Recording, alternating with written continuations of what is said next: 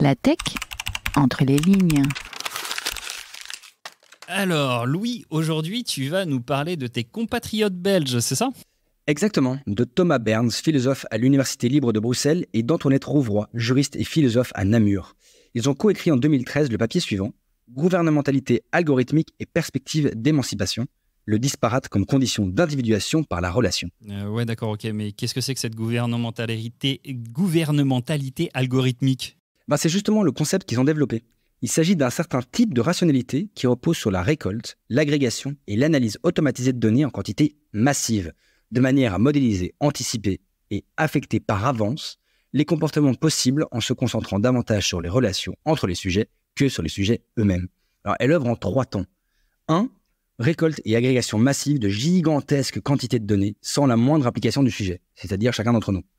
2e temps, traitement de ces données et production de connaissances. 3e temps, et c'est là le nerf de la guerre, action sur les comportements par un profilage algorithmique et un usage probabiliste à des fins d'anticipation des comportements individuels. Il s'agit alors, dans ce 3e temps, d'éviter l'imprévisible et de lisser les comportements de chacun afin de faciliter le contrôle des individus, de les devancer d'un pas. On va exclure, je cite, la potentialité radicale qui fait des êtres humains des processus libres de se projeter, de se relater, de devenir des sujets, fin de citation, ce qu'on appelle en fait la subjectivation. Ah, mais c'est ce qu'on voit au cœur des mécanismes des réseaux sociaux, par exemple. Tout à fait, et tu noteras le paradoxe.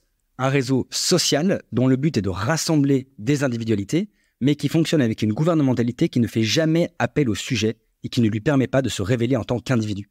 Il y a un double mouvement en fait. C'est à la fois une victoire de l'individu, dans son égocentrisme exacerbé à coups de like, et une mise en danger de ce dernier, en lui ôtant toute autonomie et en le désubjectivant. Ok, donc c'est une sorte de victoire de la statistique sur l'individu, si je comprends bien. Tu comprends bien. On est en quelque sorte réduit à des 0 et des 1 sans possibilité de s'émanciper de ce double statistique qu'on a créé.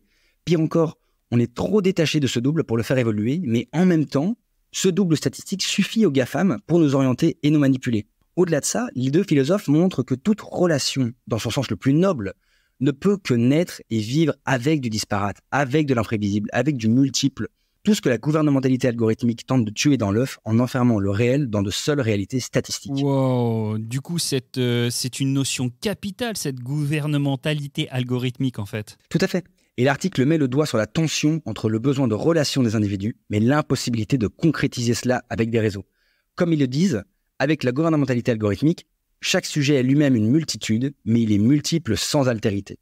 Au-delà de ça, l'article a une portée assez impressionnante, a été repris, analysé, cité, copié par énormément de monde, comme notamment le philosophe Bernard Stiegler, et il y a eu un impact très important dans la littérature académique sur le sujet.